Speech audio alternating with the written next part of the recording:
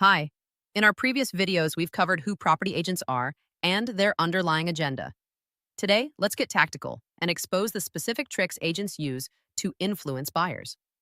Once you recognize these techniques, you'll be amazed at how transparent they become. Let's start with one of the most common tricks, the phantom buyer. This is when an agent tells you there's another interested party making a move on the property. Sometimes this other buyer exists, sometimes they don't. But the mention of competition is designed to rush your decision-making process and push you to offer more. How can you counter this? Simple. Ask for verification. Say something like, "That's interesting. Has this other buyer submitted a written offer?" The more specific your questions, the more you'll be able to determine if the competition is real or manufactured. Another classic trick is the lowball listing price. This is when agents deliberately advertise a property below its likely selling price to attract more interest. They'll use phrases like offers over $750,000 or price guide $800,000, $850,000 when they know the seller won't accept anything under $900,000. This creates a situation where multiple buyers get emotionally invested in a property they ultimately can't afford. The solution? Always research comparable sales yourself and have your own price ceiling firmly established before inspections. Here's a subtle one: the directed conversation. Agents are masters at steering discussions toward a property's strengths and away from its weaknesses. They'll spend 5 minutes talking about the recent kitchen renovation, but quickly gloss over the busy road outside or the pending development next door. Your counter move? Come with a prepared list of questions and don't leave until each one is answered.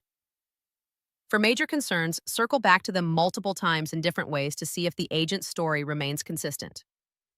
One of the more manipulative tricks is what I call the takeaway close.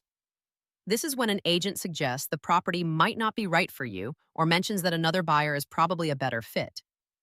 This reversal, where they appear to discourage your interest, often triggers a competitive response, making you want the property more.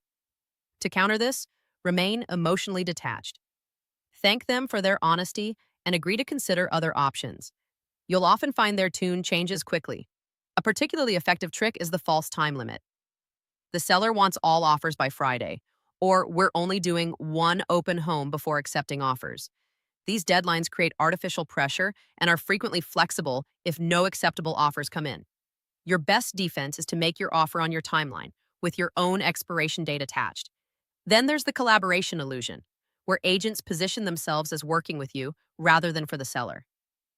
"I'll see what I can do to get the seller to accept your offer," suggests they're your advocate when actually they're obligated to get you to pay more. Remember, unless you've hired a buyer's agent, no one in the transaction is representing your interests. Let's talk about the price conditioning trick.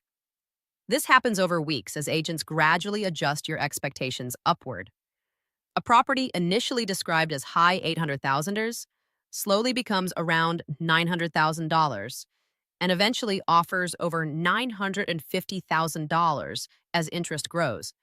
This slow boil makes the price increase feel less shocking. One of the most effective tricks is the impending increase. Prices in this area are about to jump because of the new train station slash school slash shopping center. While sometimes true, these predictions are often exaggerated to create buying urgency. Counter by researching actual growth patterns in areas with similar developments. Here's one that particularly frustrates me: the bait and switch. An attractive property is advertised but mysteriously sold just before you arrive at the inspection. Conveniently, the agent has several similar properties to show you instead. This is often deliberate.